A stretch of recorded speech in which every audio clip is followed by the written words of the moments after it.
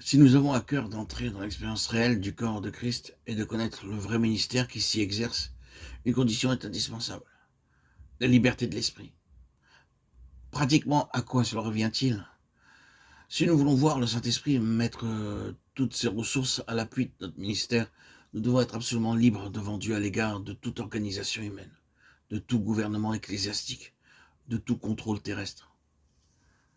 Prendre sa place dans un système religieux rigide comme un carcan où l'on est officiellement contrôlé par une organisation humaine, où il faut prêcher à intervalles fixes, qu'on ait quelque chose à dire ou non. N'êtes-vous pas payé pour cela? Est absolument contraire à la pensée du Saint-Esprit. Le principe de son activité est tout autre, et nous devons être absolument libres à l'égard de toutes ces choses si nous voulons voir l'Esprit fonctionner librement, et si c'est un ministère selon l'Esprit que nous tenons.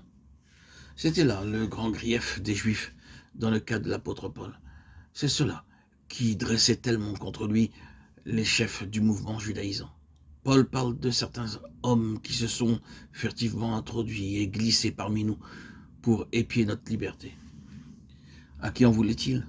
À Paul, parce qu'ils avaient rejeté loin de lui le joug de la loi et tout le système judaïque, et qu'il déployait maintenant son activité sur le plan universel du corps de Christ, prêchant tant aux Juifs qu'aux gentils et témoignant aux uns et aux autres une égale sollicitude en homme libre qu'il était.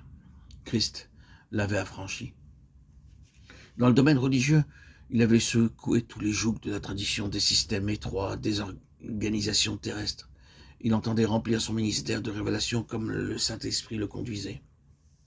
Or, c'est là une des caractéristiques essentielles du corps de Christ.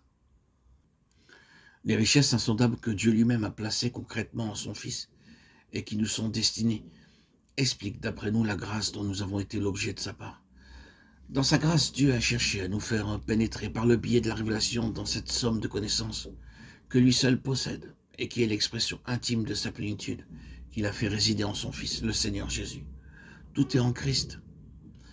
Nous nous estimions sans doute très avancés dans notre connaissance du Seigneur Jésus et bien placés aussi pour le connaître, et qu'à force d'étudier, d'écouter, de s'appliquer, de s'astreindre à toutes sortes d'activités du même genre, nous pouvions acquérir une certaine connaissance.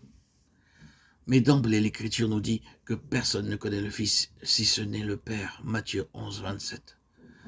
Tout ce que le Fils représente est contenu dans le Père, et lui seul détient cette connaissance. Une fois que nous aurons donc été mis devant le fait accompli, que nous en aurons tiré les conséquences, nous serons à même de comprendre que nous sommes en zone interdite, que l'accès nous est refusé et que nous ne sommes pas équipés pour cela.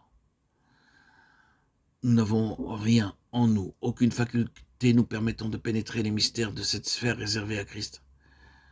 Quand nous aurons donc découvert cette vérité quelque peu bouleversante, à savoir que l'homme est totalement incapable de parvenir à cette connaissance par ses facultés naturelles, nous buterons sur cette haute réalité exprimée dans le verset suivant. Il a plu à Dieu de révéler en moi son Fils. Galates 1, 15, 16.